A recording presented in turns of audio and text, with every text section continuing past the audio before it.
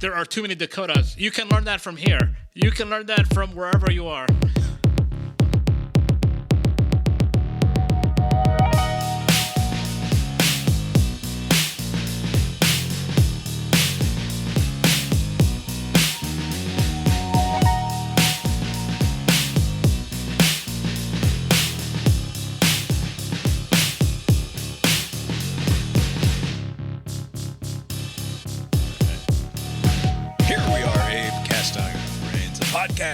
On its way to the beach. My name is Bob, sitting across the way from my good friend and co-host. That's Abe. How you doing tonight, Abe? Doing well, Bob. Yeah, here we are. Lori's here too. How you doing tonight, Lori? I'm fine. Lori is fine on a Monday, July 27th, 2026, dealing with some internet connectivity issues here as we get rolling. It's 'cause the boy has a kid, a friend over. Oh yeah, we got a local child staying in our house tonight, in addition to our two regular children.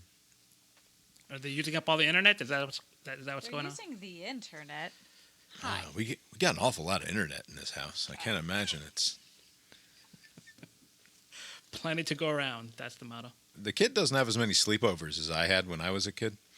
And in part, but you act like they're not normal. So, this is what I'm getting at.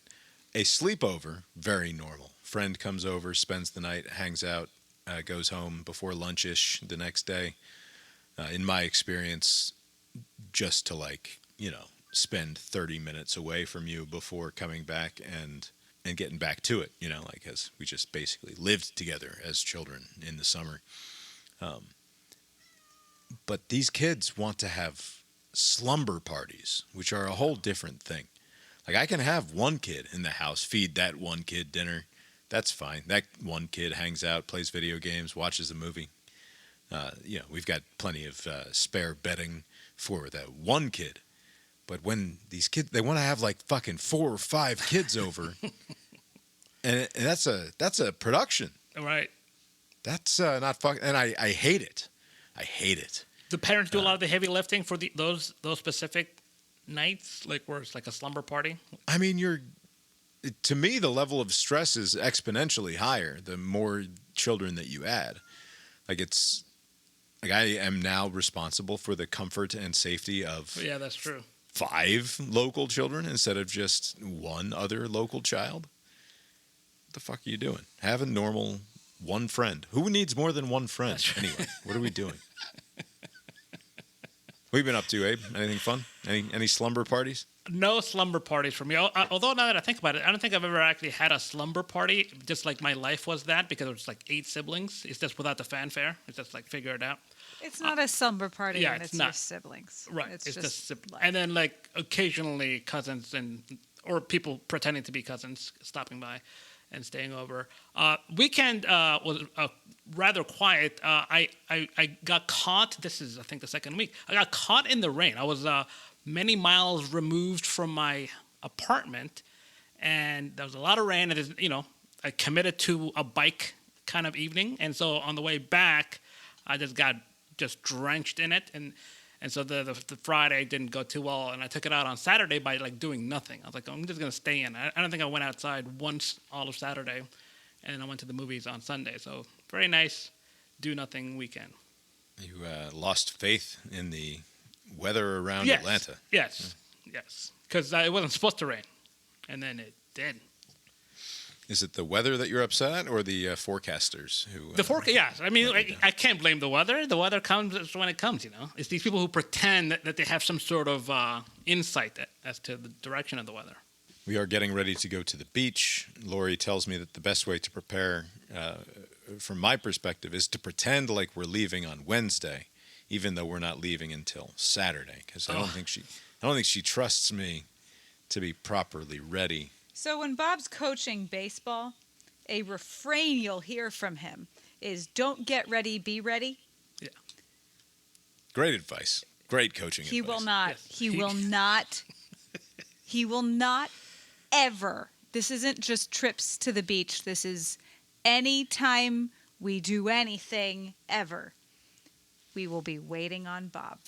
Is it that you just overestimate your abilities to get ready to the last minute? It is an alpha male controlling bullshit move that he does. So you think this is malicious on Bob's part? Maybe he thinks, I got it. No, I think it's and not then he didn't malicious. get it. Just arrogant. Just the most male thing. I mean, that does track. Bob, what's your defense? Someone has to be last out the door. Why must it be you? You don't even bring your fucking keys half the time we go places. I have to lock the door. So I work all day, all the days. And somehow I'm ready to go on a trip before he is, who is home all day, all of the days. So somebody has to walk the house, make sure all is in order. I'm talking about packing. I'm talking about getting ready to leave, pretend we're leaving before we're leaving, so that I'm the last one. Not you. You be ready. You let me get ready. So that would mean that you will be ready Thursday, Friday, and Saturday, Bob, right? So like if Lori did like a fire alarm kind of thing, Thursday morning, you'd be ready to go. No, that's ridiculous. Why would I be ready to go on Thursday morning? I have a house to clean and laundry to do and all sorts of other things. No, do the laundry before that. But Make me do the laundry last. What's interesting the is one who can't. This is not like some sort of like, oh, you don't want to prep your food for the whole week because it'll just get bad after the fourth day. Your efforts on Thursday will not expire on Saturday, right? They'll still be ready to go, right? So there's no like disadvantage other than like you're being too anal and getting ready too soon. But there's no harm in doing that. The harm is that it gives the control to me. What do you imagine is the control? Being the one who decides when we do things. How long? Just be ready to go before me. Just be ready to go before me. Wait on me just once. When all parties are assembled in this New Jersey, how many total will this be? How many? Is this a big outing? Like fucking 50 people or something. It's gonna be okay. So it's gonna be a nice, sizable group. How long you guys gonna be there? Like a week. Yeah. I think the number is 17. I'm pretty sure it's. Well, that's so it's okay. Vicky has 5 kids, and all of them have a couple. Okay. So that's 10 adults. And then there are our 2 kids, so that's 12. The Colorado 2, so that's 14. 2 infants. Are we counting infants? Wow, infants are making the trip. Wow. Okay, so yes, you count infants. I mean, full humans. if we're making dinner reservations, you don't count infants. Okay. But there are 2 infants, so that's We're not going out to dinner with fucking 17 people. What is it? What is dinner 10, reservation come into 12, play here? 14, 16 plus Vicky, the mom, which is 17, and then probably also Grammy. Wow, this is gonna be a nice. You guys are gonna get like all the tables wherever you guys are. We're not going out to dinner. Oh, okay. We are going to be eating family-style meals at home. I see. Well, that makes it easier. Don't worry, we'll fight about it every night. I don't like taking my mother out to dinner when it's just like us and one other and her. Never mind trying to travel with fucking 20 people. That sounds terrible.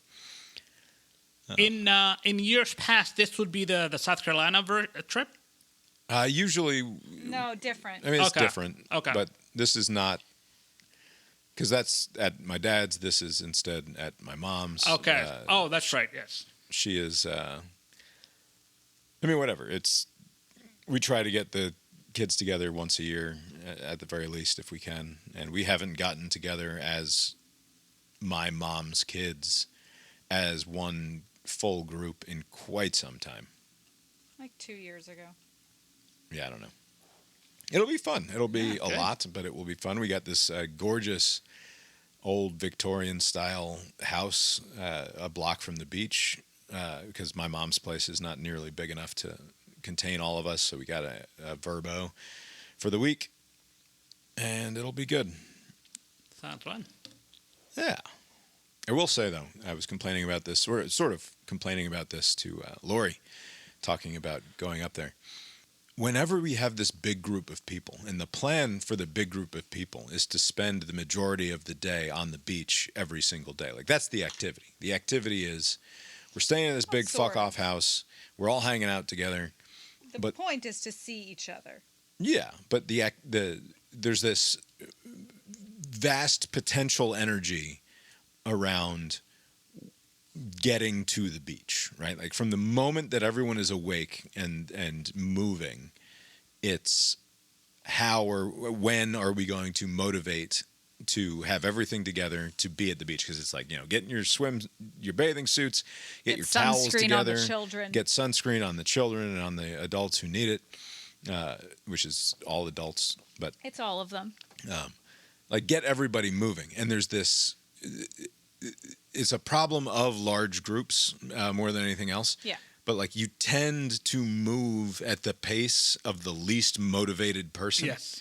And it's not exactly like it's not like what Lori's saying is everybody's sitting around waiting for one alpha asshole to be ready to go. It's like the group itself cannot gather momentum unless the entire there's a critical mass, but the critical mass is like 17 of 18 or something. Right. The thing is, you don't all need to do a thing. But it did always feel like people are, hey, let's do this as a group. And you're right, it does take a while. You can't put this on. But when you have that many, you can't. Is the idea to do like at least one beach opportunity a day, so long as...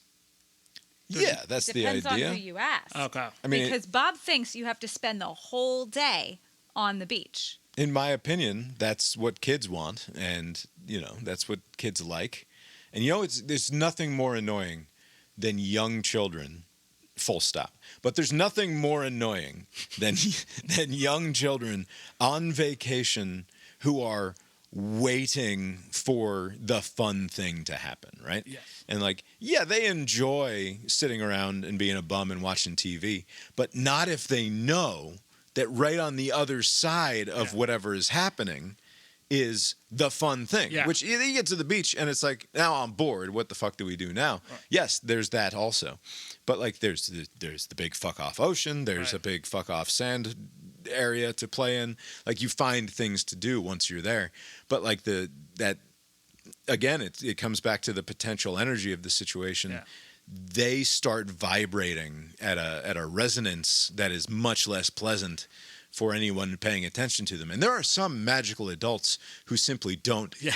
They don't notice that vibration, right? That is at a resonance that escapes their attention. Do you think it's something that people just tune out, or it just doesn't come assembled into them? It's just not something that they ever track? It can be learned, I believe, but a lot of people are born without it. Mostly people who don't give fucks about anyone but themselves. Yeah. If you don't care about anyone else, if there are no other people, for example, you don't notice. What's funny about the thing that I'm complaining about, too, though, is when that person, it notices... All of a sudden, it's like, what are we even doing? Yeah. Make the sandwiches. Get us out the door. Get the fucking towels. Right? It's like all of a sudden, it's like bam, bam, bam, bam. Oh yeah, now we're moving, are we? Yeah. Whereas my view is, hey, let's have a plan. Let's have breakfast and be moving out the door by 10:30 or 11. Because the thing that really drives me nuts is we all start moving in that direction, and then it's 11:15. And it's like, well, now the first kid is starting to talk about being hungry for lunch. Yeah. And it's like, all right, so are we making lunch and eating it here and pushing everything back another 90 minutes? Or are we going to throw some sandwiches together and get everything in the cart and get down to the beach and then we can figure out lunch? Right. It's like, no, we cannot allow this to run into that 11 o'clock to 11:30 window where now it's like, well, fuck. Yeah. Which is especially true in Florida, but we're going to New Jersey, where it's not even going to be warm until after lunch. Right. It just, it's kind of hard to call it this early, because sometimes it shifts, but you think this is an early to rise group? Or is we don't know, because there's babies. Okay. Yeah, because it all depends on, when do people start nap getting times. up? Yeah. Bob is trying to have a plan, and we have no idea what we're walking into, really. Well, whatever. It'll be good. Yeah, I'll take a couple of days to get it right. We but- also, really, the thing you do is we say, okay, we are these 4 people who live in Virginia who are we're all related very closely. We're going to worry about us. Yeah. Everybody else can worry about Right. them. That's what you do. It's a lot of people, though, to like try to figure out dinner. Like even just trying to figure out dinner for that many people is like, It's impossible. It's Thanksgiving. and you have to do it like 6 nights in a row. And my default has just been like, maybe we should just all go eat on the boardwalk every night. Like just go buy crappy boardwalk food. Would that be easier to plan or? I Yes. mean, it would be way easier. Okay. Yeah. Frozen pizza. Yeah, Frozen chicken frozen nuggets. pizza and chicken nuggets in the air fryer, and then if you want something fancier than that, you can walk your ass to the boardwalk. And I mean, you can always just have that in your back pocket, and on days that it's like a lazy kind of day, like where there's not a lot of energy, then you can do that. yeah. Anyway, that's what we're doing next week. Should be fun. I was reading the news in preparation for doing my news and culture podcast, and realizing I didn't really want to talk about any of that shit, which is always fun. And then Abe, you let me know about this this story out of Italy.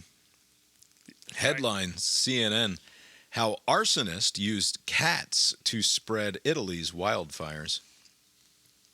And Which is a new wrinkle to the old arson system. there was a book that I had as a child. It was I think it was 101 Ways to Kill a Cat, or it's like 100 uses of yeah, a. it was uses of the dead Yeah, cat. what- You weren't a child. Oh, I was absolutely a child.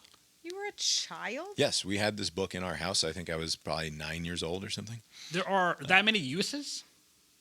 Oh, just count. I believe that there was a sequel to the 99. It was like there's 100 uses for a dead cat, and then there was like a second sequel. It was 101 uses, or 101 more things to do with your dead cat. Great book. It's a picture book, obviously. Anyway, I don't recall them ever saying you could use your cat corpse to do forest fires. You need a live cat for that, evidently. As wildfires blazed in southern Italy this week, authorities probing for arson found a grisly clue. Cats, quote, with flammable, soaked rags tied to their tails, end quote. These animals were released into fields, running around and spreading the fire. He added that other pieces of evidence also pointed to arson, including candles lit among flammable rags and delayed ignition devices. Is a cat a delayed ignition device? Is that what they were referring to? They're offering a €1,000 reward for information on who may have set the cats alight. A bit low, don't you think? I mean, this is like a big problem. I said this on the news. Like, it's France. I think it's also having some sort of wildfire issue. €1,000. What's that? You think if it was a dog being lit and to spread the fire, that it would be like a €5,000 It would be reward? at least 10,000. I mean, Using cats to spread fire is not a new phenomenon in southern Italy. In 2016, authorities in Sicily blamed the mob for using cats to start forest fires in a national park. The next year, officials said the same tactic was used to set fires outside of Naples near Mount Vesuvius. We went to consult the expert, naturally. UC Berkeley researcher Lauren Pearson told CNN last year that there is evidence that mafia groups often set fires to gain control of territory, often buying land at a premium in the aftermath. And I assume that's a typo. It should be at a discount. You don't get more money for land that has recently burned. right. usually. Talk about a perverse incentive. The whole world will be on fire. In recent years, Pearson said some organized crime groups have taken advantage of Italy's clean energy transition.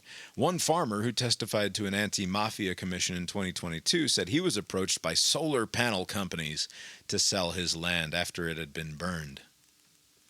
And everyone knows the solar panel companies are just mob fronts. I mean, if construction and waste management can be mob fronts, why not? In Calabria, Costarella of the Civil Protection Department warned that stopping arson would take a societal shift. We are getting back to work and returning to our posts, but we need a shift in mindset, he said. These are inhumane acts. Sadly, Men are their own worst enemies. Sounds like men are the cat's worst enemies. Yeah, I mean, yes, but the men are not behaving well. It just seems to me like I don't know what you gain by having the cats spread it just slightly more. Because I mean, like they're gonna burn up pretty quickly at some point. I mean, how much fire do you need? How quickly does a cat wielding a flammable soaked rag on its tail? I mean, if you tie it so that it's like hanging off the tail, like that cat could do some damage. Right, but I mean, cats are usually they don't just stand there, right? You think there'll be some sort of defensive kind of wound, like the person who's trying to tie the rag, like the cat is doing nothing throughout this whole process. What's going on? A lot of Abe taking pointers from the Italian No, mafia. I'm not taking. I'm once again 1,000% against this sort of low character behavior. Yeah. I was reading unrelated reading in the New York Times this weekend about AI slop, and this came up also in a Substack that I was reading. This guy Freddie DeBoer, who I've talked about in the past, some commenter got under his skin because he said that I ran your Substack post through one of these AI detection device robots, and it said there's a 100% chance that 25% or more of this post was created by AI. And Freddie DeBoer said, well, I wrote this fucking post, and none of it was written by AI. And I, like, as a reader of his, you just have to take his word for that, presumably. But he makes a good case that, like, he's not using AI to write his shit. He's long been known as an incredibly prolific writer, long before these AI chatbots came along to help out. AI is just taking human stuff, right, and just repurposing that, right? So how can it?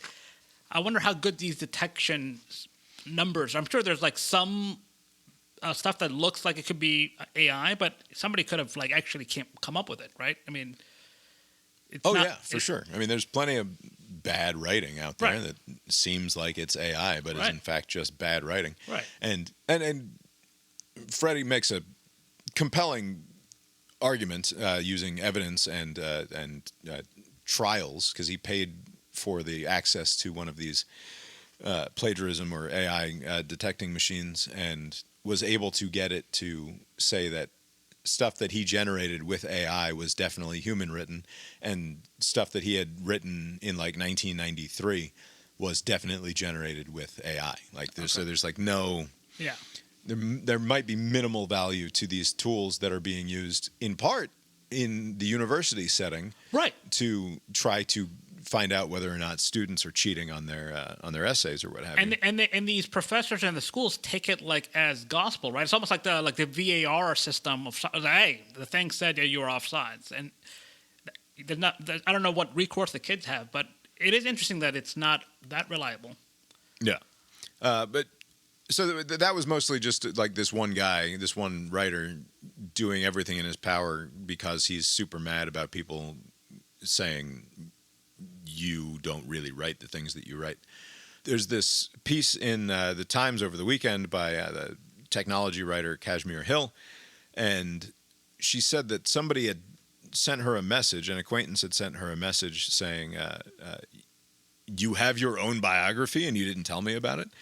Because this acquaintance of hers had seen on Amazon a book called The Biography of Kashmir Hill, the New York Times technology journalist who exposed Clearview AI, blah, blah, blah. As it turns out, Kashmir herself had never heard of this book. She went ahead and bought it. It cost her $26.99. And it is 90 pages long, and it appears to be largely, if not entirely, generated by one of these large language models, including a horoscope for her that spreads over dozens of the 90 pages. By the way, just to be, I just want to ask, is this like a digital version of the biography, or did somebody actually make like a hard copy or or No. So you go on Amazon and they're overwhelmingly, this will be a print on demand type of deal. Oh, okay. Wow. And so it's not like there's a warehouse full of the biography of Kashmir Right. Hill Okay. sitting around that somebody fronted 10 grand Right, for. yeah, and because now I'm they're like, gonna. yeah, okay. Right. No, it's all print on. So this is all of the incentives are there for people to just produce as much content as possible and then get people to buy it, right? I'm sure that they went through on Claude or on ChatGPT or whatever, and it was like, just give me a list of 1,000 people who people might be interested in reading about, right? And then it takes fucking 10 minutes and you quote unquote write the biography of Kashmir Hill. You slap a cover together, almost certainly also using an AI image generator, and then stick it on your Amazon sales account and just wait for people to go there and search for it, and you're the top result, and you make $2 every time somebody buys a book or whatever. And you put that on top of. And that's like one version of it is this these fake biographies, and Hill goes and she talks to she wanted to talk to the person who quote unquote wrote this one, but she couldn't get the author to contact her, so she went and she found this other dude who has published like 400 or 500 books in the last couple of years, all of them using this Amazon print on demand service. He spends $20 on a monthly subscription to ChatGPT, and then spends an hour or so working on these things. And he's almost certainly his own best customer because he always orders one copy. So he's got bookshelves filled with all 445 of the books that he has written in the last couple of years. Now, he hasn't written it. He just plugged in some stuff and it was done, right? Right. He says that his claim is that they're heavily edited by him, but yes, he is just directing the chatbot to write these books, like hundreds and hundreds of pages. And I'm assuming he's also directing it to edit. If you, I don't know, I haven't read this article, but I'm going to ask you this: do you think that this idea of like money can be had, or some sort of scheme can be had by spam publishing, like this? Like, this doesn't sound like a human person would just be like just walking around like, oh, I got it. This, like, so. Do you think that AI came up with this idea to scam humans, or to like? Because this doesn't sound like a human idea. Well, because there's so like this one guy who wrote 400 quote unquote wrote 445 books over the last couple of years. This is a hobby of his, right? Like, he just likes the idea that he had this thought and then wanted to create this book, and maybe there is some minimal amount of authorship going on there. I mean, not in the way that you would like, he is the author of the project in some sort of way. He's not the author of anything. Like he's the author of the idea of the book. It's the difference between. This is funny, actually. He's just like me, because I've had so many good ideas for books, right? Like, I am the author of dozens of great books that have yet to come to fruition. He's one step beyond me, right? Yes. He's taking his idea and going to ChatGPT and getting. Did he make money? A small amount of money, yeah. He's made a few $1,000s doing this. Made. But this is more a hobby for him. It's not. Right. And it's not. There's nothing about it that's like art, right? Like, there's. Although, isn't art in the. Maybe did he think it's art? Like, it's some new. I don't think. Do we need to talk about girl talk again? Yeah. So there's that. There's like that guy, and like, he's doing something that is effectively like, I want to have this thing exist in the world that didn't previously exist, and he says he treats it like bar money. Like, okay, I made a couple $100 this month, and I can go to the bar and have drinks, and it doesn't come out of my fucking 401k money that I'm otherwise bringing in, right? Right. And like, fine, whatever. Like, I don't see him as particularly harming anyone, although. And he says, like, he reads the reviews. He doesn't generate a ton of sales, so he doesn't get a ton of reviews. But like, if there's a review that is particularly like, boy, this is just a real piece of shit. I learned nothing from this 400-page book, and I'm mad that I paid for it. He has taken books down in the past when it's like somebody who knows anything is like, no, this this is stupid. Don't sell this, please. Okay. So like he's a relatively moral actor in Right. this space. I think it's fair to say. There is, to the point of the question that you're asking, it's like you can, through Amazon, you can be on like Kindle Unlimited, I think is what they call their monthly. Yeah, I have that. I should probably readership cancel program. it, but yeah, I have it.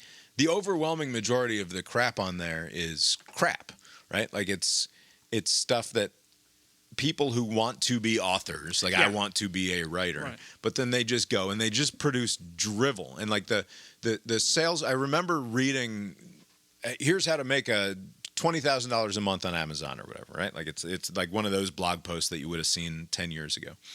And it's like, you just have to create series. Just people are so fucking hungry for crappy series that if you can publish like a book and say this is the first in a volume of 25, you're going to get people hooked on your bullshit. And it doesn't have to be good. It just has to be, right? Yeah. And so, and you throw it up there on Amazon, on Kindle, on your Kindle Unlimited page or whatever, and the money just comes in. Because it's too easy for all of these tens of millions of people who have Kindle Unlimited accounts to just click it. Because there's no friction for them. They're paying the $17.99 a month or whatever it is to be part of this, or it's probably less if you're on Prime, I'm sure. But like whatever the number is, you then get a cut of like some small cents on the dollar every time somebody downloads your book. And it doesn't matter if it's any fucking good. It doesn't matter if they actually fucking read it. Right. It's just, did this produce a click or not? Now you're getting a chunk of that. So yeah, there are all of the incentives are just create more and more content.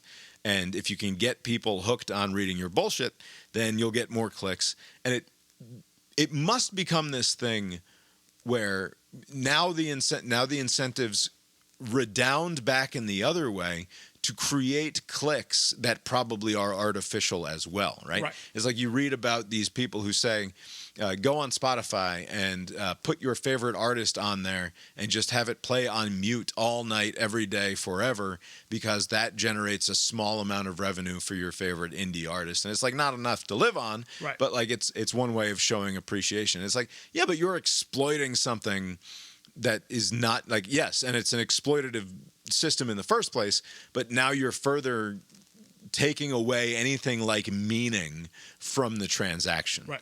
And the reason that I bring any of this up at all is because, first of all, I do believe that there are a significant non-zero number of people who are totally fine with reading absolute garbage, right? And don't care that it might be AI enhanced, right? Or AI generated even. And that's weird to me. I mean, that's already happening with music, right? I mean, so many articles I've read over the past year where it's been identified, and I think we've talked about some examples on the podcast where, hey, this like catalog of this album by this artist is entirely AI made. Like there's no human behind this, and it still gets streams, right? And so people still are still consuming it. And I wonder if they enjoyed this particular output, and you told them, hey, there's nothing there. There's nobody behind this album that you like. They may like be put off by it, but they're like, I'm still catchy, right? I mean, basically the experience is, for some people, is that the transaction is the experience. Just like, hey, that's what I wanted to get out of it. It's very shallow, and I would maybe rather have it be a human behind it. This is close enough. And I think like the same thing is happening with books. Like you were saying, like with the clicks, like it's basically like clickbait, right? That's the obstacle you have to overcome, is to have a titillating or some sort of provocative title and on a cover, and it looks like, hey, this, depending on what genre you're looking at, like, hey, this would be interesting. Clicking gets you a penny, and it maybe costs you a fraction of a penny, right, in this calculation. And so it's like a positive transaction, and just do that. There's no cost. You just flood the whole marketplace. I think that I wonder if and I don't want to pretend like this isn't that this is some sort of new complaint, right? Like, so whether it's soap operas on television or like fucking garbage television that we were told is going to rot our brains or whatever. Like the difference between the artistic output of fucking a daytime soap versus Citizen Kane or whatever. Right? This is a notable a step down in terms of quality, in part because not everything can be Citizen Kane. You can't devote all of those resources and that amount of artistic genius or however much you think is in there. That is not the point of the afternoon soap. The point of the afternoon soap is that it is disposable and sort of garbagey in the first place. And who cares, right? Like, it's not bothering anybody. Just let it be. That said, when your interaction with media in general is just a diet of shit that doesn't matter, you are impoverishing your experience of being in the world relative to what it ought to be. There's a lack of meaning to it. And it's not precisely that I'm saying that you can't watch General Hospital and not have an authentic emotional, psychological response to it. Perhaps you can. But can you play Candy Crush Saga or whatever and have an authentic, emotional, psychological response to it? Like, can you interact with the devices as we currently do? Because I'll tell, like, I'm not even sure that I can listen to like, I know that listening to podcasts is a different space for me than reading a book is, like, in my head. It is inherently more disposable. It doesn't mean that I don't value the experience of the hang, right? Of getting to listen to people that I find entertaining talk about stuff that is interesting or funny. But it's just not the same. There's an easy, and podcasts might actually be the wrong thing, because podcasts are basically just radio, and I long have enjoyed and gotten meaning out of radio. But that is not the direction in which we are going, right? Like good podcasts are still the outlier relative to the shit that you're doing on your phone most of the time, right? Well, it's a whole different thing, because there's like the serial type ones where it's like we're telling you a story over 10 hours, or there are your like daily or weekly news ones. So it's just a whole different thing. Yeah, because some podcasts are like well produced. A lot of like effort goes into it, and others are just kind of chewing the fat, just kind of talking, and that maybe you can just do that like more relaxed. But I think there's just there's so many different kinds. But I think to your point, I do wonder if people, if you're saying, oh, they're not getting any enrichment out of this crud. But like, I think that's like a third person perspective. I wonder, like, if you're the person who's consuming what to. I am the like I have the thing. I play the stupid games where I have to save the cat from the dragon in the yarn, right? And you push button and the cat yarn gets like whatever the fuck. Right. And there's no meaning of that. It's just a waste of time. Right. It's just a way of checking out, right? It's just a way of not engaging. Right, but what if you were, and you're not, as a result, you're not satisfied by the experience ultimately, right? But what if you, like, I guess let me switch it to food, right? Like, there are picky eaters who take that picky eating into adulthood and become very narrow-minded, and I like chicken fingers and fries. Like, fuck you, you're not going to tell me what to do, right? I'm not eating like rare like steak or some fancy French nonsense, right? Even like to an outsider, we're like, oh, are you kidding me? You can take advantage of all these great cuisines and food, but you're like, no, fuck it. I want to eat my chicken fingers and my fries and my whatever. And I wonder if to that person who's committed to this course, does he feel like he hasn't lived an enriched life? I don't want to tell anybody that the way that they derive joy and meaning is wrong. But I do want to suggest that so for example, if a person eats chicken fingers and French fries every day and like enjoys them, right? Like I'm not talking about the guy who just drinks the milky gray protein shake that has no flavor in it, right? Yes. And like I just consume calories for its nutritive value so that I can maintain living here. What was that? Soylent Green? What was that? Right. Yeah. And it's like, Well, but my man, you could have tasty food, right? Like you could like put this in your mouth and chew it, and it is an experience of joy, like exquisite joy, that you have just closed yourself off from. Like that's different than telling the guy who truly like gets off on eating the double cheeseburger or the French fries. Like frozen cheeseburgers that come all together, like the cafeteria. Like I can't handle my own son sits there and he takes a bite out of some crappy food and he's I don't know where he gets it.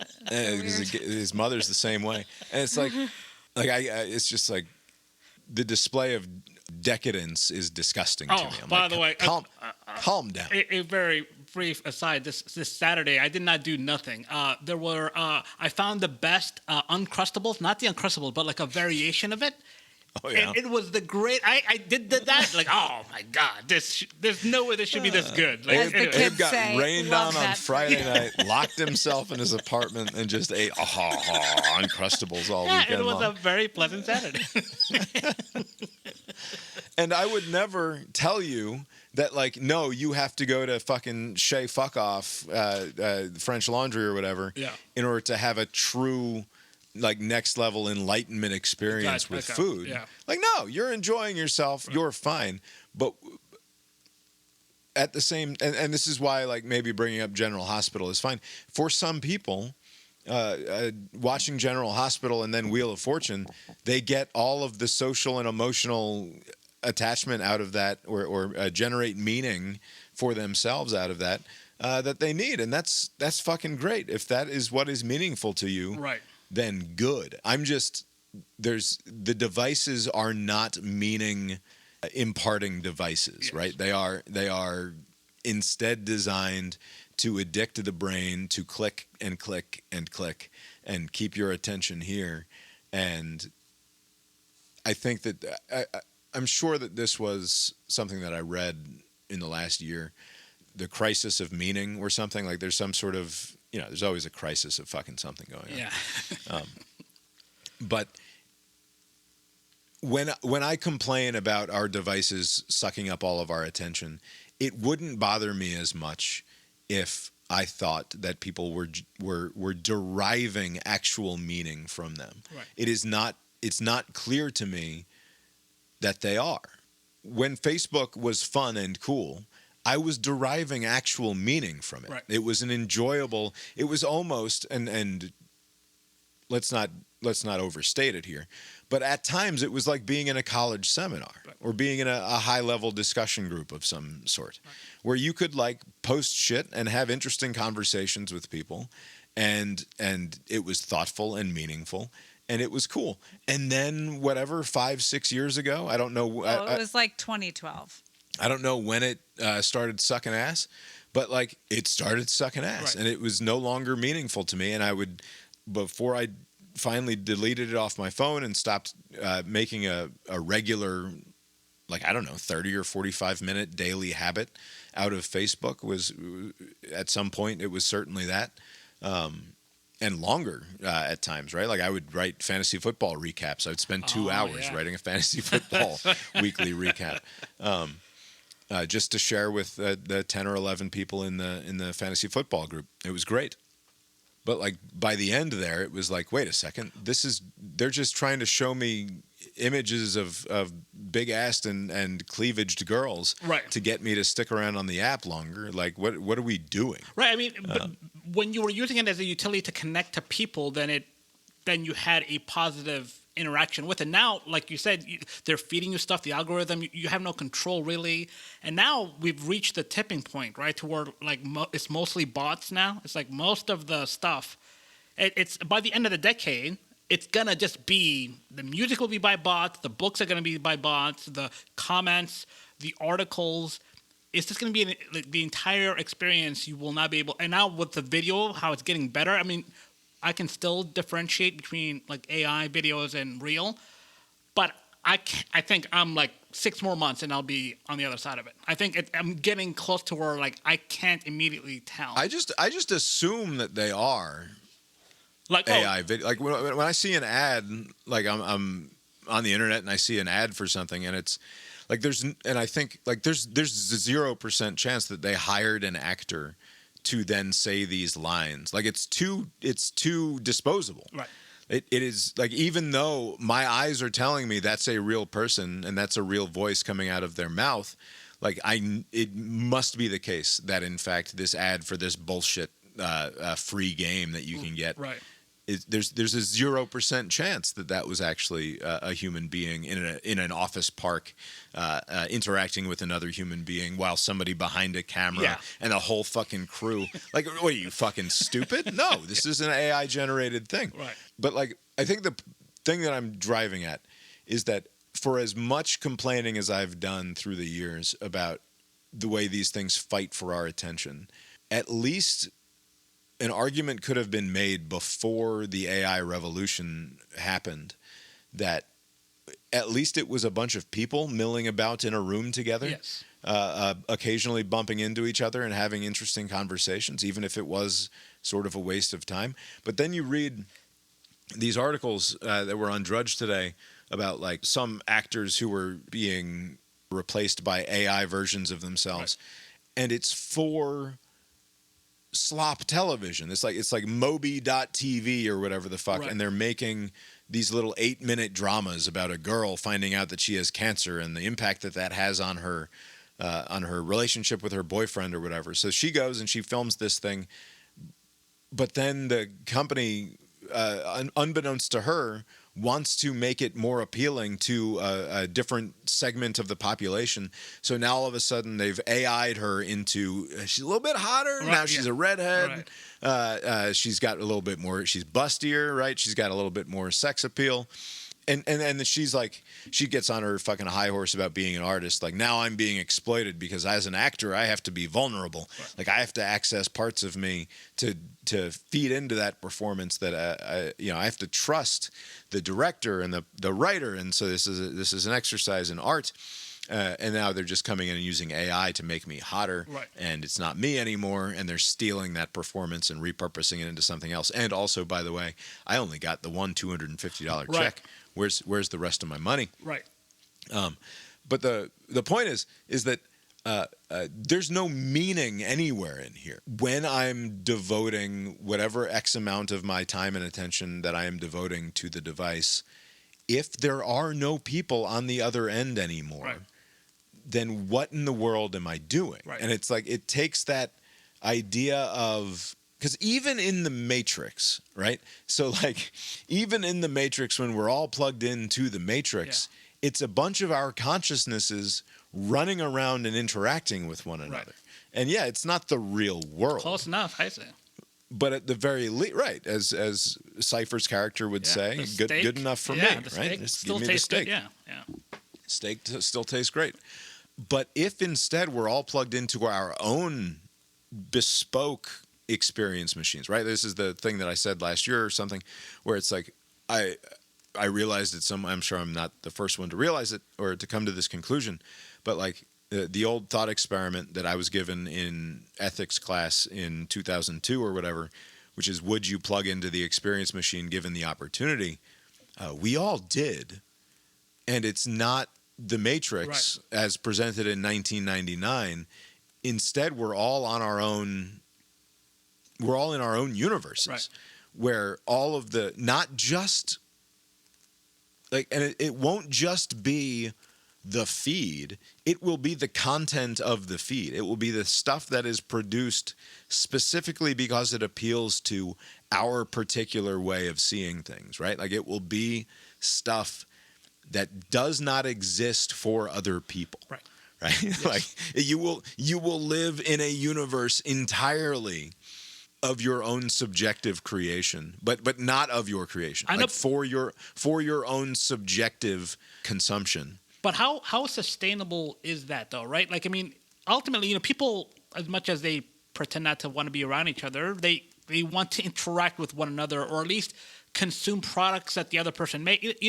Like, if it's everybody has their own like artificial experience, I think the value is going to be lost. Like, so this, like, we're in this attention economy, and soon, because of AI, it'll be attention at the lowest cost, which will be artificial, right? Artificial videos, artificial content, everything. I mean, there's no need for like a Mike Pesca, right? When you can just, I mean, you can actually, they have AI video that you can do fake podcasts, right? Where there's not actually a person behind it, but you can just say, hey, I want a 90-minute college football preview podcast, go. And then you'll just listen to it, and it'll just be a bunch of smart hosts talking about the upcoming season, right? And so eventually, if it's only that, then who's consuming that? Like at some point, you're going to lose value, and maybe the whole thing will fall apart, hopefully, in a couple of years. I mean, that's optimistic. But you don't think people will eventually? You're probably you're at the vanguard of like, I'm not getting any value out of this, I'm going to stop. More and more people over the coming years will come to the same conclusion. Like, I don't know what I'm doing. I'm just mindlessly doing this stuff. I think that my concern is that there will be this bifurcation among. I mean, I don't know that it will neatly divide class-wise. I don't know what the demarcation line will be. It probably will be. Like, I think like the more stressful you are, like this, it like alleviates some. Like if you're like in a stressful situation, people like gravitate to like cheap kind of like reliefs. Like that's why people eat shitty food, and like this is like shitty food equivalent, or they'll just go for their phone. But if but the interesting thing about these sci-fi stories, where it's like and any of the opiate of the masses stories, right, is always, but they choose it, right? Yeah. Like the masses are always choosing it. And but then it reaches this tipping point, and the instigating event is usually, oh, we were being forced to do something that we didn't realize we actually had a choice in, right? Like, I mean, there's a million stories that tell this exact story, and I'm blanking on them all right now. But like, it's like there's that 1980s or early 90s movie that used to air on late night cable television. They Live, was that the name of that movie? Yes. With the wrestler. Yeah, Roddy Piper. Yeah, and he got these these special shades that allowed him to see like behind the mask of commercial advertising largely, and that everything was an op. All of those operate under the assumption that people want to be woken up, right? It operates under this idea that somehow they have been forced to do something that they otherwise wouldn't want to do because they prefer human flourishing. Most people don't, right? Most people, like you're saying, the reason that you suspect that it will be a class divide is because life's hard for the poors. Yeah. And the harder life is, the more likely you are to take the path of least resistance. And it's like, what do you mean you want me to have a more meaningful life? I just want to fucking sit on my couch and hang out for 5 minutes. And watch trash television. That's why, like, I think there's a market for, like, easy to digest, like, oh, these hot-looking 20-somethings are, like, gallivanting about. Instead of, like some dense show that you have to kind of pay attention to throughout. Like, that's why I think people gravitate. Like, I had a stressful day. I'm not paying attention for 90 minutes about somebody doing something. Like, I want just something easy. And I can absolutely identify with that. It is way easier to just let YouTube decide what bullshit 20-minute video I'm going to watch for the next hour, rather than like choose to really engage with a television show that wants my full attention. Right. Like, because in part I'm out of energy at the end of the day, right? Yeah. Like it happens. So to try to push back against my own concerns here, it's always been the case that like 80% of people, like, how hard are they looking for meaning anyway? Yeah. Right? Like, who's out here, like, the thing that they want is to relax in front of the television at the end of a long day, and then they have to go do their bullshit the next day.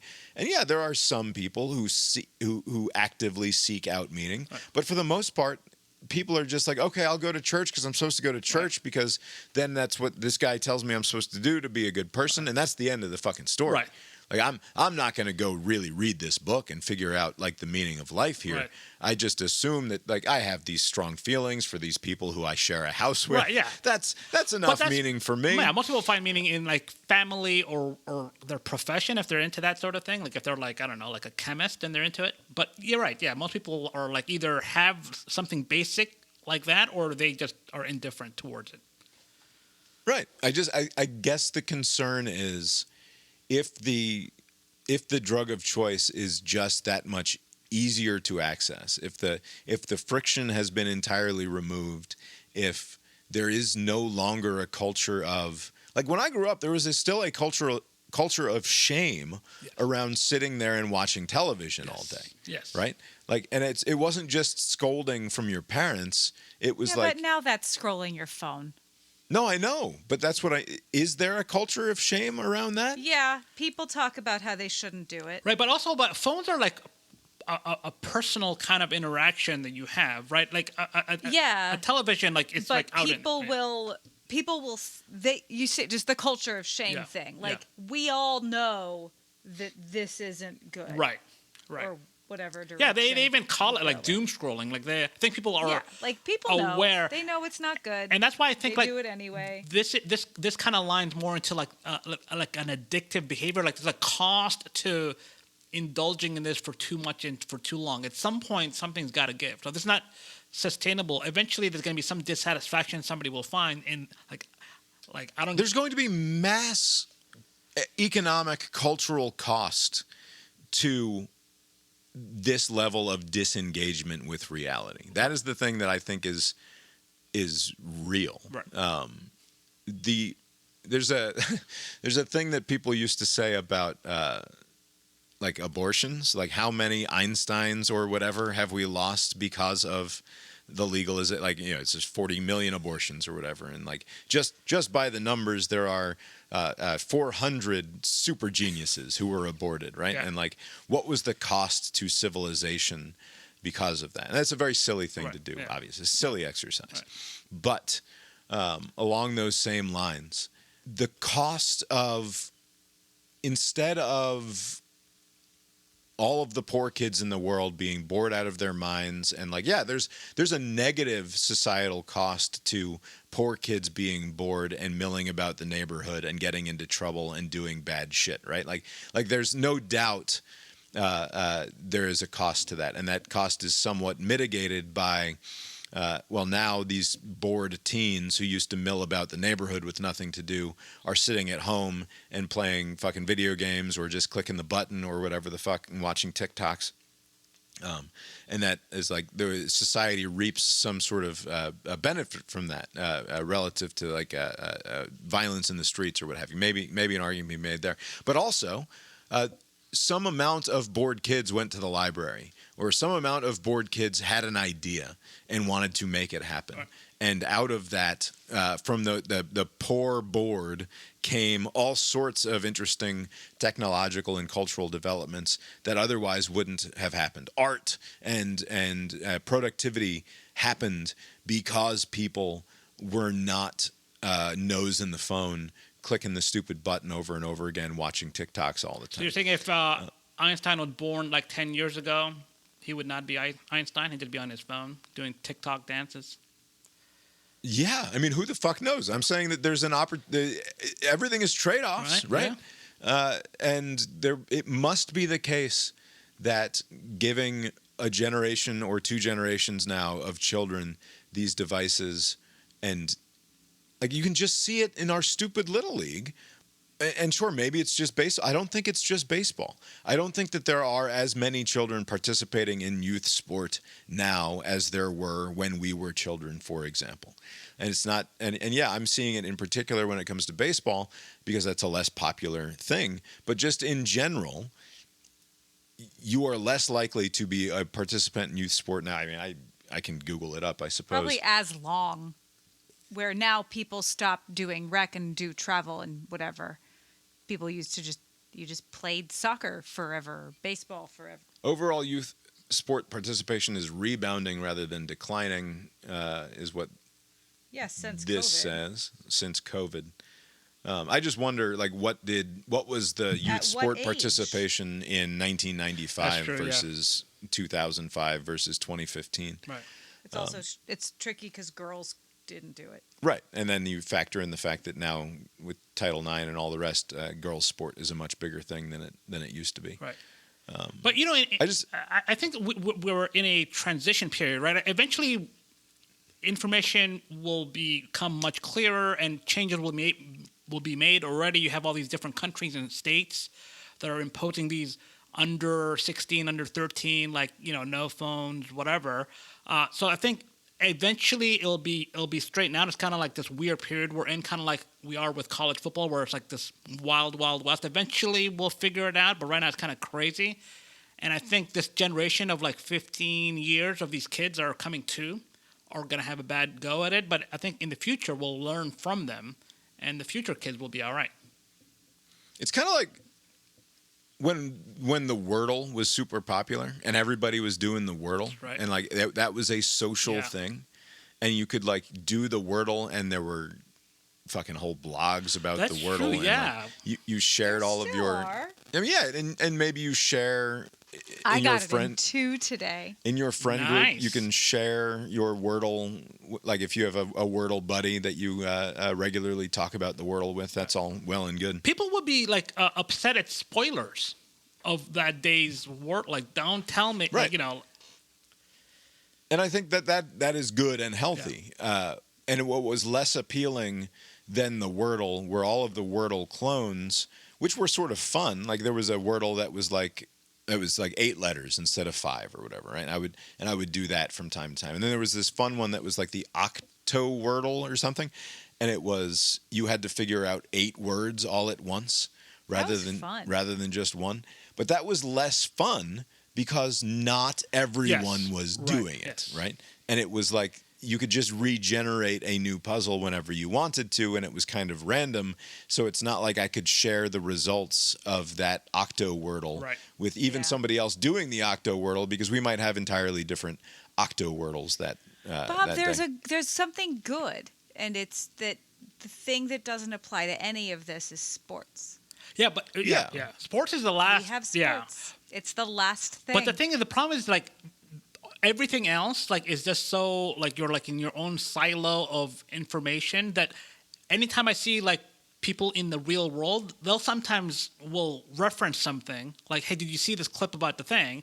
And I don't know what they're talking about because I'm not in that stream of whatever, right? Like it's not like common viewing habits like you have with sports. No, but in the moment, during the game, during the sporting event, we're all doing the sports, same thing. because sports is a separate thing. But for everything else, if you came across something in your feed, I don't know anything about it. So like when you're like trying to tell me about it, like I don't know what you're talking about. You have to like send me the link, otherwise I will not have seen it. Yeah. Anyway, it's just. And I'm thinking about this in part probably because I'll spend the next week with 18 people or whatever, and 15 of us are going to have phones in our pockets the whole time, and it's like, what is that week going to look like, knowing that everybody's got this device and we don't ever spend. I don't know. I feel like we usually when we get together with your family, there's not a lot of phones. Yeah, we're usually pretty good about it. A lot of fucking talking. Yeah, there's a lot of talking. A lot of yapping. Yakety it doesn't stop, really, ever. Anyway, all right. On the complete opposite end of the spectrum here, I don't know if we've ever talked about this on the show before, but before Meet the Press comes on, there is the Sunday Today program. And forgive me if we have talked about this in the past. Sunday Today. Who's... Yeah, the Willie Geist show. Okay. With the cups? This is with the mugs. I don't like it. So this is not Willie Geist. This is usually Willie Geist. Right. It's Sunday Today with Willie Geist. There's some fill-in. Yeah, I've never seen this guy before. I'm going to play a clip here, and I'll probably have to describe it as we go. We've got more of your Sunday Today mugshots this week, starting across the top with the Starnes family at Glacier Bay National Park in Alaska. Looks like a beautiful, if not a bit chilly day there. Let's warm things up on the Jersey Shore with Carol, Cookie, Sandy, Annie, and Debbie at their annual sibling get-together in Belmar, New Jersey. Looking good, everyone. Here are Steve and Sally in Bonfield, Illinois, celebrating their retirements with their 5 children, their spouses, and 13 grandchildren. Congratulations to you both. An incredible shot from Larry and Janice, who just marked their 50th wedding anniversary by bringing their mugs to Egypt for a shot in front of the Sphinx. Now that is cool. Erica and JR celebrated their 25th anniversary with a trip to Washington State to visit 3 national parks there. Here they are at Diablo Lake in the North Cascades National Park. Happy anniversary to both of you. Jim and Erica took a trip to South Texas for Jim's 60th birthday to check out SpaceX's Starship rocket. Well, it was on the launch pad a couple weeks ago. That is a great shot. And a very happy birthday to Lucy, who just turned 102 and celebrated with family and friends in Wellsboro, Pennsylvania. Lucy, 102 has never looked so good. Send us a photo of you and your mug with the hashtag Sunday Today. You might see yourself next week.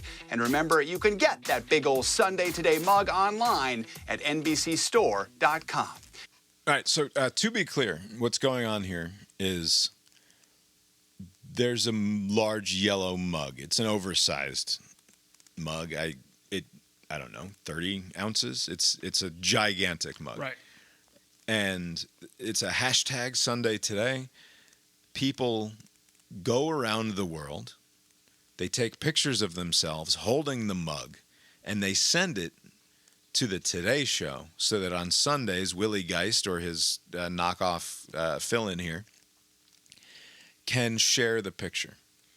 And we're talking about, I can't think of the most ridiculous ones off the top of my head, but imagine you go on the Maid of the Mist at Niagara Falls, right? And it's you and 18 of your fucking family members are on this goddamn trip. And there will be 15 of these Sunday Today mugs. And so what these people did was they thought, well, we're in Iowa, but we're going to Niagara fucking Falls, and we want to get our picture taken for the Today Show. So we're going to have 15 of these fucking mugs, and we're going to take them out on the Maid of the Mist, and we're going to make some other asshole take our picture, and then we're going to send it in to the Today Show. So after the last hour of conversation about my worry about people not being able to generate meaning in their lives because of the stupid devices, to their credit, jumping through all sorts of hoops, evidently, to create meaningful moments for themselves. We can rule out. Sucks. We can rule out that these pictures are real. They're not doctored. They're not inserting the mug. Sunday Today is not. They seem Okay. real. So if it's an op, Yeah. I assume that because this is NBC, this is a massive multinational media conglomerate. But this Sunday Today, it's a more lax rules there.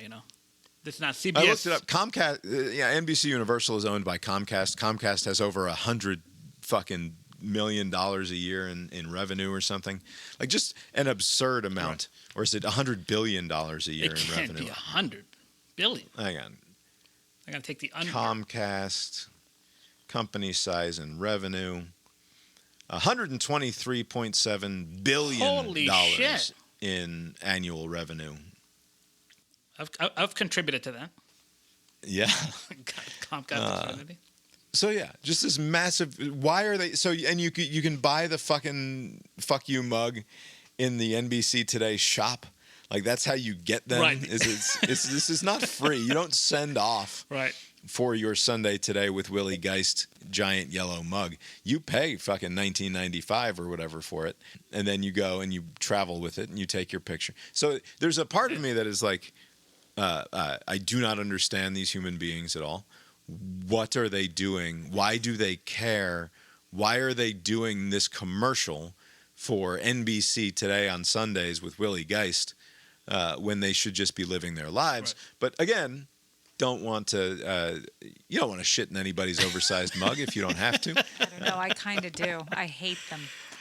It's just I don't like it. Is it possible that because NBC has got stringers all over the globe, right? Yeah.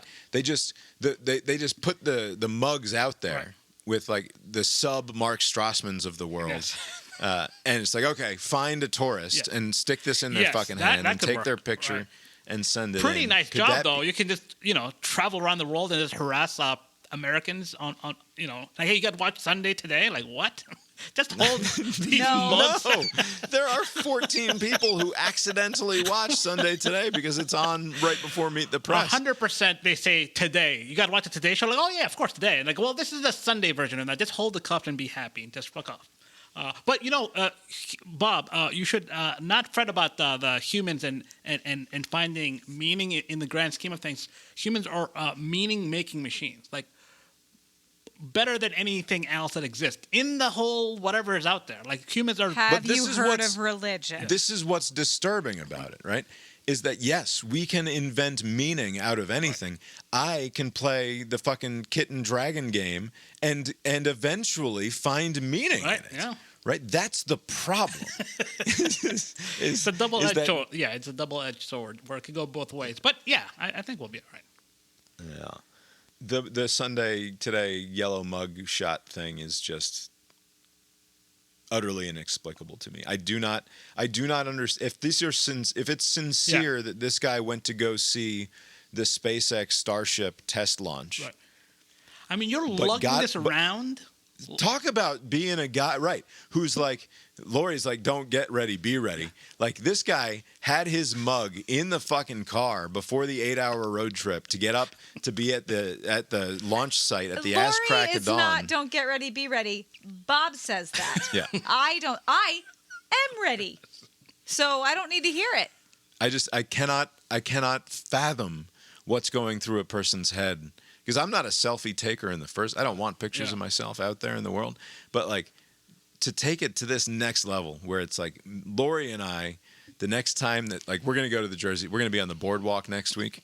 Like imagine we take a photo in front of the sunset with our Sunday Today mugs. We do have matching bathing suits. And we have matching bathing suits we could all be wearing. Should we get...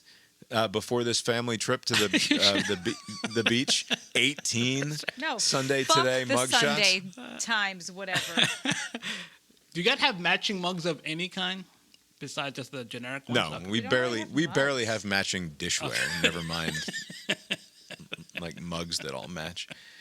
Our lives are fucking overrun with bogus extra coffee mugs and water bottles. It's a scourge upon the earth. It's time to play some Strassmann. It's now time for America's favorite game show. Did Mark Strassmann, CBS News' senior national correspondent, get off a good one? And especially Senator Ted Cruz. He left with his family for tropical Mexico and was whacked like a piñata. Strassmann gets off a good one. Victims died of hypothermia in bedrooms and backyards. Texans shivered and boiled all at once. Ooh, sorry, Mark. Try again next time. America's favorite game show. Did CBS News' senior national correspondent, Mark Strassmann, get off a good one? This is from the CBS Evening News on July 21st. By the way, before you play that, I should note this mug business, this lowbrow thing that they do, maybe an NBC product. CBS Sunday Mornings would never resort to that. They never do this sort of thing. Just give you a moment of zen at the end. CBS Sunday Morning is no better. It is appreciably better. It's not even close. Then the Sunday Today show? Yeah. CBS Sunday Mornings is an actually good news magazine. And it's not quite news magazine. Close it's more. enough, yeah, right. I mean, is it Human Interest magazine? Yeah. It's like the Life. It's the Life magazine to like 60 Minutes is a Time magazine, maybe. All right, back in the day. I got to check the price on the NBC Sunday Today mug. Should be like they should be giving it away for free.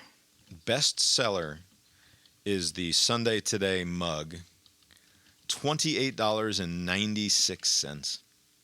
All right, here's Strassmann. We're back with a 1 in 15 million parenting story. Quadruplets, identical, naturally conceived and just born to a woman in Australia. She and her husband already had 4 kids. Now they have 8.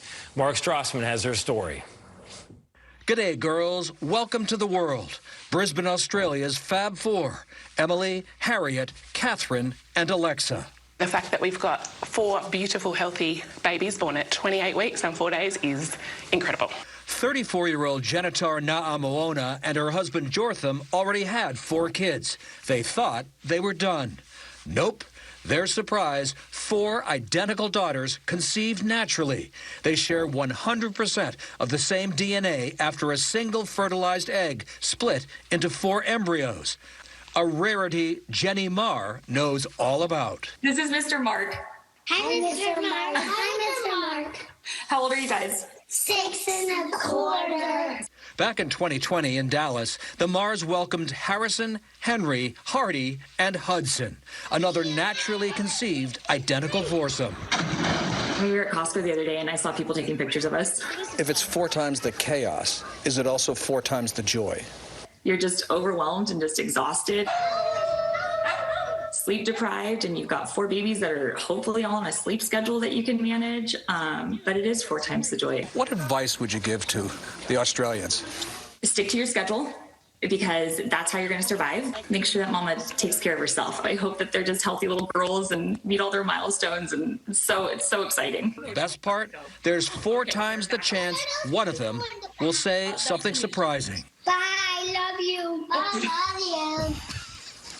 Sweet family, think about it, a 1 in 15 million chance. And to most parents, the idea of quadruplets sounds terrifying. But parents living it like Jenny Marr believe, whatever the odds, they've won 4 jackpots in the same genetic lottery. Mark, how often have people won this genetic lottery? How often has it actually happened? Fewer than 80 documented cases worldwide. And because it's from the same egg, these kids are always the same sex. And here's what else has to be the same, Tony. It's that combination for parents of joy and absolute bedlam. Bedlam. And then the advice, stick to the schedule. Good advice for all of us. You'll be all right. Yeah. Mark, thank you very much. All right, Abe, did Mark Strassmann, CBS News' senior national correspondent, get off a good one? Yeah, that was very enjoyable. I enjoyed that. What's he doing in the studio? Strassmann gets off a good one. What a step up for our boy. Yeah, that was... In studio with DeCopel. That's right. So what was it? So he said Fab Four. He said, although I don't want to correct the lady, it's got to be just 1 time the joy. You can't get 2 times the joy. It's just joy is joy. It is definitely not 4 times the joy. This is, there's no more obvious lie. It is a nightmare, and I'm sure, like, I simply don't believe you. Like, there are diminishing returns. You can only, like obviously I have my children. I love them. I have moments of joy and sort of shocking and surprising transcendent happiness because of their existence in the world. Yes. Also, what a nightmare if instead of 2 we had 10, or instead of like these people in Australia who had 4. And it's like, yeah, let's have a 5th. Fuck it. Yeah. Let's roll the dice. It turns into... And now you have 8? That's too many. Is there like some unspoken rule that if you have that many kids all at once, they have to have like the same letter names? Or there's a lot of H's in that foursome. Or is that just... It's just what people do. Okay. Yeah, Hudson, Harrison, Hardy, and some other bullshit. Yeah, that's too much. Don't do that. You think you'd want some differentiation, because they're alike in so many other ways.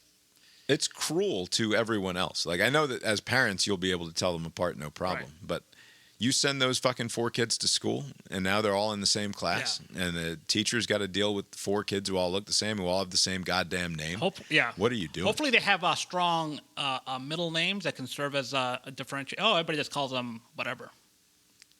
I would also like to say that if I'm ever on a Zoom call with Mark Strassmann, I too will sign off by saying, I love you.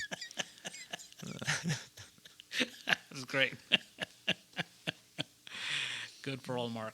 You've been listening to Cast Iron Brains, a podcast with Bob and Abe on the show on Substack, brainiron.substack.com for more from us, including the return of the Billboard game last week, which was a great deal of fun, and soon to come, the return of Cast Iron Balls. Oh, yeah, we're getting around in the corner. Right around so the corner. Close. From actual sport happening. We're in that funny time of year where every sports headline is another nightmare. Somebody has murdered someone. No, that guy got fired today. That Bill Belichick guy. First of all, not fired. Mike Lombardi. Not fired. Yes. Who got fired? Mike Lombardi was like the highest GM paid of North Carolina. For some reason, the highest paid GM. He's this hanger-on who's like, I don't know what. Maybe he's just a great hang for Belichick. Not that Belichick knows anything about that. But everywhere he goes, this Lombardi follows, and whenever he's not following Lombardi, he's like on. I mean, if he's not following Belichick, rather, he's on like ESPN or Bill Simmons brings him on. He seems to be like behind the scenes likable, but also kind of a dick because this sounds like some sort of HR violation. He must have done something inappropriate for them to immediately get rid of him, and now they're doing an investigation. So it's like, or he did or they all did, Yeah. and the team sucks enough that they can say, "Oh, you did this thing." yeah, I guess that's his role. I mean, that's, I guess, good news. But like this morning, I'm getting notifications about the Chiefs OC's wife being shot By her in her own home. child. Imagine birthing somebody who grows up to shoot. I mean, I think he's still alive, but like, This happened recently to someone else. That's why you don't want to have four. You're four times. It's four times the chaos. That's true. Precisely as much joy, and four times as likely that you will be murdered by your own child. it was I think Calais Campbell, who's I think he plays for the Cardinals still. His brother's like mentally out of it, and he killed their mom. Yeah, that's what I I'm think this thinking happened like of. a It week or was so ago. A couple months ago. A lot of these, it's got to suck. Raising a child. I think I don't know. I found myself in some woman space like on online, and they characterized having sons as like raising nuclear weapons. Like they grow up and destroy things, and I'm like, wow, that's harsh. But now maybe they're onto something. Yeah, you could just try doing a better job with them. Or you think it's their Okay. failure? Or it's got to be the kids. Okay. Because Calais Campbell didn't kill No, anybody. it's obviously the victim's fault. That's what it is. I'm not blaming the victim. Are you telling I me? think you just did. No. I'm saying that the mothers who raise fucking problem sons, not the ones who eventually kill them, but just the ones who are worried about raising nuclear weapons in their own home, probably could have done a better job. Or maybe just bad egg. Some kids are just shits. There's nothing Sure. society and the parental home, all the pressures to. I'm sure both my kids are great just by Yeah. sheer fucking genetic luck, and it had nothing to And do then with just their take the victory parentage lap. Yeah, I whatsoever. mean, if life gives you lemonade, drink it. Abe, did you make it to the movies this I week? did. I went to go see a musical, Hadestown. They Oh, how was it? it was pretty fun. I knew nothing about this. Something Greek mythology, whatever. But I knew nothing about the play. And usually when they have musicals at the theaters, it's like a Fathom event where it's like a separate deal where it's not part of your subscription. You got to pay out of pocket, which I wouldn't do for this. But for whatever reason, I don't know if it was a glitch in the system. I did not complain. It allowed me to make a purchase. And so I watched it. Packed house. And mostly women. I don't know. Not a lot of dudes into musicals for some reason. And it was a very fun show. So, moments ago, you were saying, for some reason, or I don't even know how, I find myself in a women's space on the internet. And here you were this past Sunday in another women's space. But I did not know that I was walking into it. It was like, but yeah, it was like 2 hours or so, some such. The music was fine. I mean, it was like, again, it's an enjoyable couple hours on a Sunday. Didn't rain on me. On Saturday, the night before when I was at home, I was just flipping through the channels. The WNBA All-Star game was on. I was like, I'm not going to do that. I landed on Searching for Sugar Man. Call it out just to say you weren't going to watch it. I'm just a play-by-play, exactly what I did. It was like, nope. And then there's this documentary from like 2011, 2012, Searching for Sugar Man. It won like best documentary or whatever, about some like long forgotten musical guy from like the 70s. And he became like a folk singer, yeah, right? like, Like yeah. a singer-songwriter type. He's or something, from like some, Detroit, Michigan. He never really got a lot of fame. He released like an album or two, and it just kind of disappeared. And he became big in apartheid South Africa, on the other side of the apartheid. Everything I know about South Africa is always like what had done, like Nelson Mandela and all that stuff on that side of the ledger. But this one was like going into the world of the other side, the white side, and the white supremacists like this guy. Yeah, and so for Nice. whatever reason, very huge there. It's kind of like, I don't know. Sometimes people become big in random places, and it's not clear why. I don't know. Didn't I mean, this is not that weird, but Hasselhoff was big in some places. In Germany, yeah, Germany, I think, yeah. right? But like, it was like that. But like, the artist did not know that he was big in South Africa. Like he had no knowledge of it. So basically, it's like this severed experience where like he produces the music. It doesn't take off in America. I think the people that released the album stateside, they said maybe like 6 copies were sold. Like this was they lost money on this, right? Like nobody in America, and he just went back to doing whatever. But the South Africans, they thought that he had committed suicide on stage. He either shot himself to death or he set himself ablaze without the aid of a cat and killed himself on stage for whatever reason, right? And so like the legend grew based on that incorrect understanding as to what happened, and the documentary just kind of goes into it. It's not the first half of the movie is a lot more interesting because like they're building up because they tell you that he died, and then like 30 minutes later you find out he's not dead, and then you meet him and it's not very interesting. He still never really took off, so like his music wasn't all that great. I don't know what happened, but when I was listening to the first 30 minutes when they were playing his music, when I thought he was dead, I thought the music was much better than when I realized he was alive. And I was like, this is a weird, like it's probably the same music. It was very bizarre. I was giving him like some sort of a death bump, like that Porsche. It's a very funny premise. I think I can't figure out in my head. But it's a premise that I think has been used before, where it's like a person creates something that they think has been forgotten, but then it turns out has been foundational to somebody who's used it for purposes that the original artist would be quite uncomfortable with. But it's a very funny premise, like as a gag, sort of as a writing exercise. I can imagine. Getting a lot of mileage out of that particular premise. No, yeah, but it's entertaining. It's worth a watch. Cool. What did we watch, Lori? My phone's upstairs, so hold on. Well, I know that we watched The Hunger Games with the children last night. The original? Katie finished the novel, the first one, last week, and so we watched the first movie last night. I read the Hunger Games books when they were coming out, or shortly thereafter, anyway, and tore right through them and hated every moment of it. Not a big fan of that story? She's just a terrible writer, as I recall. Did she ever do anything? Target audience is 12-year-old girls. Did she ever do anything else, or was that like... No, she's still pumping them out, I think. She's doing Hunger Games prequels and sequels and... Oh, yeah, I saw a trailer for some Mockingjay. Yeah, there's some new Hunger Games movie coming out. You're right, yeah. I guess they're still cranking it out. We watched Airport. We watched Airport on Saturday night. How was that? Lori and I. And part of the second Airport, which is shot at and takes place at Dulles, which is cool. Oh, I did not know that. You could tell because of the people movers. Airport is a movie from 1970, I think, but it feels like a movie from 1958 or so. Yeah, it feels much older. It feels much older than it is. Inexplicably, this thing was nominated for a bunch of Academy Awards.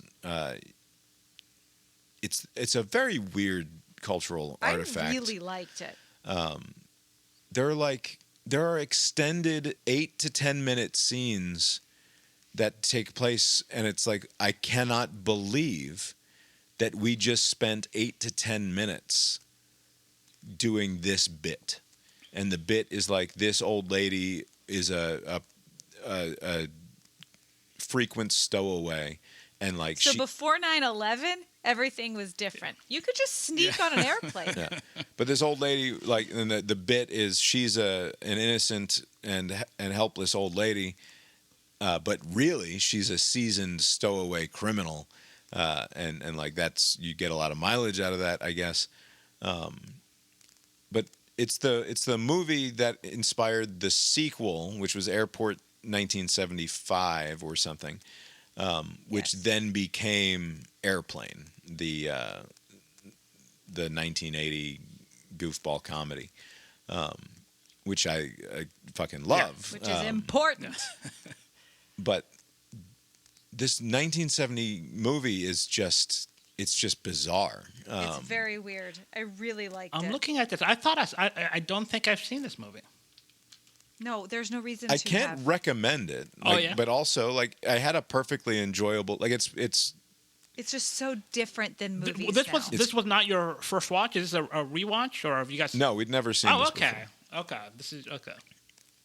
And Lori said we should have drinks and watch a stupid movie, and this was the one that we landed on for some reason. I'm not sure why. So the Stowaway Lady won Because I wanted Best to Supporting watch it. Actress. Yeah. Wow. She was born in 1900. She's still not hanging around, right? She's probably gone. No. She'd be breaking records if she was still hanging around. It's just it's an interesting movie. Just like I said, as cultural artifact. I wasn't exactly bored by it. It was perfectly enjoyable. It was just so different than movies now. Like. Yeah, I don't even know if I have anything terribly intelligent to say. The women were all way hotter than the men that they were romantically attached to. Like the leading men were not as hot as the leading women were. And that's not just my personal bias. That's just that the is way one it was. way it is the same as movies now. By the way, this wow, what a talent! I'm looking at her Wikipedia. First woman to win the EGOT, first person to win the Triple Crown of Acting, Presidential Medal of Freedom. She lived to 93. The performance wasn't all that good. How dare you? This woman is very accomplished. She's been dead for 30+ years, but look at her. What else did we watch, Lori? Just Hunger Games and documentary stuff. Oh, yeah. Lori put on some SEC documentary. By the way, Lori, is your boy that hairless guy doing a thing with I saw him and like the Barstool people are going to do like a ESPN show for college. You're talking, okay. Well, you said your boy, hairless. Yes. I thought you were talking about Cole Hubelic. Oh, there's a new boy. Oh, who's this guy? No. He's great. Cole Hubelic, you know who he is. He's great. Okay. Josh Pate is doing a thing with people. I don't. Yeah, like the Dude Bros people. I don't want anything to do with it. I think it's gonna be weird. Yeah. I don't. Yeah, I don't think they're Barstool people. I don't know. But it's like that type of people. You know. Yeah, it's bros. Yeah. I don't want to. It's fine. I don't care. I listened to the Stephen King book, The Tommyknockers, which was a book that I read at some point when I was a middle teen, 14 or 15 years old. The Tommyknockers is the most deranged and least great Stephen King book, I think. It is thoroughly bizarre. He wrote it while extremely and constantly high on cocaine. There are characters who, like, one of the recurring motifs throughout the novel is that characters are constantly having these massive nosebleeds all over their faces and shirts. And it's because he was like, he doesn't remember writing this book for the most part, according to himself. He doesn't care for the book. He says there's like a couple of interesting ideas in the book, but ultimately the book is a bit of a failure. I think I generally agree with him. There's a cruelty to it that is uncommon to, because even early Stephen King, when he was willing to be cruel to his characters, there was like the redemption was there. There's a heart to it that made the cruelty acceptable. There just aren't very many likable characters in it. Normally the thing that makes a Stephen King story really work, like, you accept the sort of plotting plot. You accept the garbage Deus Ex Machina end because the characters are fucking great. The dialogue is believable. The sense of place is unfucking paralleled. I don't care what people say about Stephen King not being literature or whatever. His sense of place, his ability to write believable dialogue, at least until like 2010 or so. In 2010, he started writing dialogue. The problem is that he updated everything so that everything was taking place in the modern idiom, but he's still writing like the dialogue of a 15-year-old African-American boy as though that child is from his childhood. It's like, this is a kid of the 1950s or something. It's like, no. Like, that's not how modern black kids or any kids talk anymore. But I wonder if you can update that, because like you're not hanging around kids, right? And it's because he's not right. And if he was doing modern black African American vernacular English, it would be a nightmare. Like, you can't do that. You can't do that either. Don't do that. I mean, they say so write what you know, and if you don't know, just right. you know. Yeah, don't. Right. And so he's got a bit of a tin ear for, because like, so the Institute is a book that he wrote that came out, I think, within the last 7 or 8 years. I'm not positive. But my problem with the Institute is that it's a story of a bunch of, like, a lot of his stories are of like young teens, and when he's writing young teens in the 1980s about the 1950s, it all checks out. As you say, write what you know. He knew all of that. When you're writing that in 2017 about kids in the modern idiom, it just doesn't fucking work. But that's beside the point. The Tommyknockers is a story of this woman who's walking through the woods on her property in Maine and trips over a piece of metal that's protruding from the ground, and she, over the course of a long while, begins to unearth this thing, and it turns out it's a giant flying saucer that has been parked in the ground in Maine for hundreds of thousands of years, and it has predictably unpleasant effects on the environment and the population of this small town. It's such a weird fucking book. The character work kind of sucks. He gets you invested in this woman and then doesn't return to her point of view for the remainder of the book. And it's fine to use that as an entryway, but then he introduces another character who becomes the focal point of the first third of the book. And then there's a whole middle chunk of the novel that is just a series of vignettes of people in and around this town, and you don't return to the main character until the final action of the book, the third act. And it's like, wait, I was supposed to care about this guy, but he's disappeared for 300 fucking pages, and he's not a very likable guy in the first place. Anyway, it's a, like, for a King completionist, it is absolutely an integral part of the King library. I've heard of it. But it's super fucking weird. And I'm not sure that it has a point or has an idea of what the central metaphor is supposed to be. It just seems like a guy who is fucking coked out of his mind and mad about stuff and super mad at himself wrote a book about aliens, and it's a book about aliens without any aliens in it. At all? Like, there's no... Are people... They're all dead. Okay. They've been dead for hundreds of thousands. They sort of... They are also a mind virus who sort of infect the local population. Okay. But you don't meet any of the actual aliens. You just meet the mind virus that infects the local pop. Anyway, super weird book. So you would not recommend this? This is like... I recommend it as an interesting cultural artifact of the person who wants to fully understand Stephen King. But like, as a standalone, hey, check out this book, I think you'll like it. No, zero chance. So this is like, don't bother going to North Dakota unless you're trying to do the 50-state thing.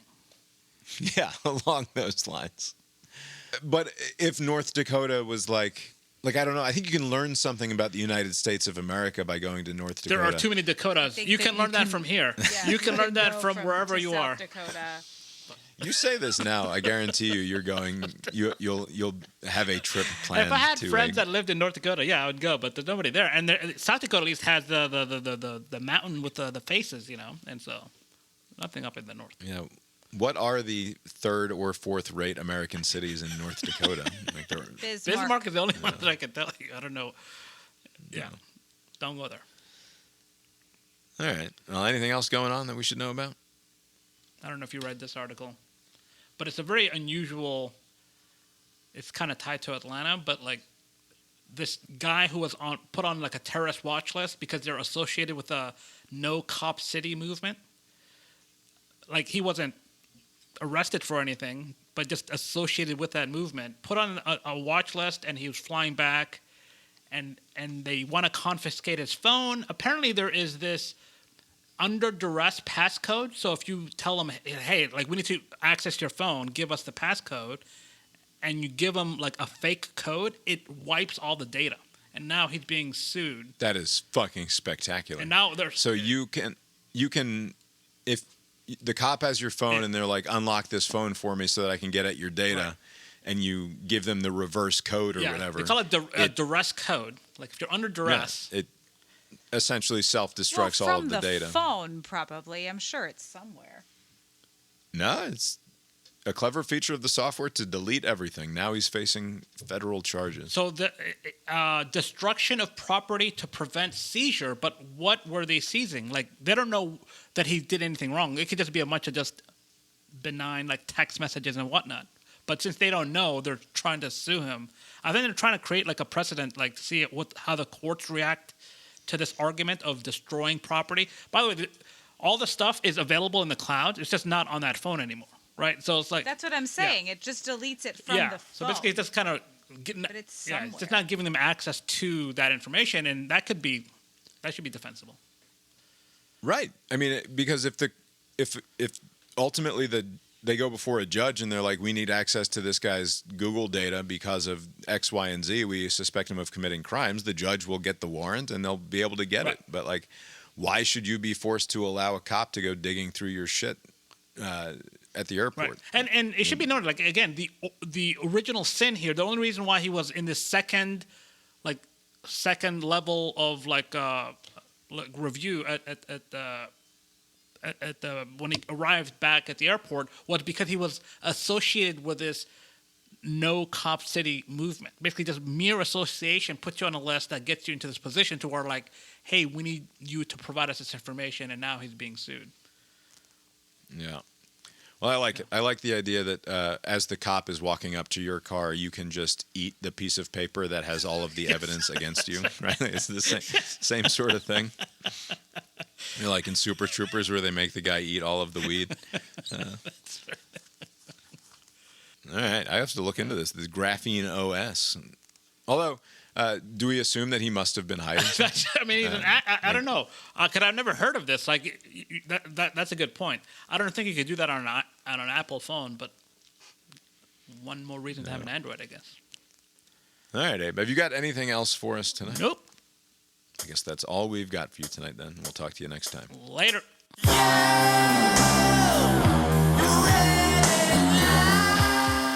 He wasn't telling it about any alcohol.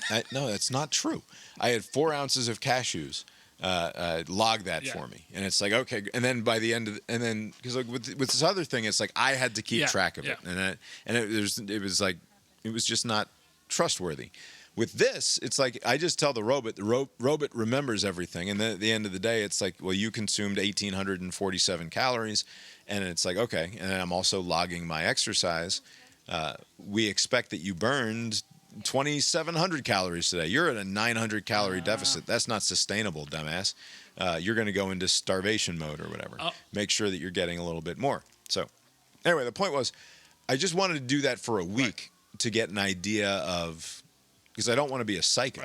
Right? You were being a psycho, and you didn't tell me you wanted to just do it for a week. You just started doing it and said nothing to me about it at all. Anyway, so I do that, and then I stopped doing that because I just wanted to like sort of set a baseline for myself so I knew what I was dealing with. And yes, I did in fact also log my drinks, and it gave me some ideas about like, hey, maybe don't. The sugary cocktails or whatever. Find a way to do this in a smarter way, and it's like have a tequila and soda, but no sweetener and no Cointreau. I was like, that's such ass. I'm gonna have a margarita, you asshole.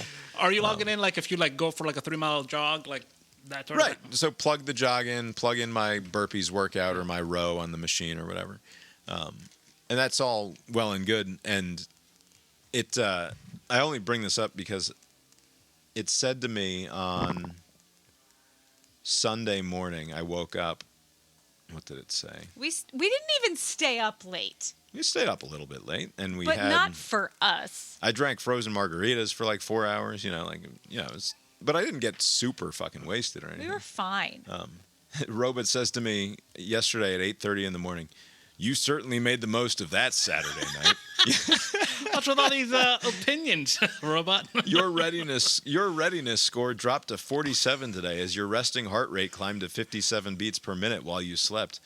That shift matches what you usually see after a social evening. So a short, easy walk with the dog is plenty of movement for this 86-degree Sunday. Wow. Very judgy. I know. You certainly made the most of that Saturday night. You should, like, after you're done with the initial honest editions, like, feed it, like, just degenerate behavior just to see, like, okay, you need some help. Like, it's like, just tell me what I need to do.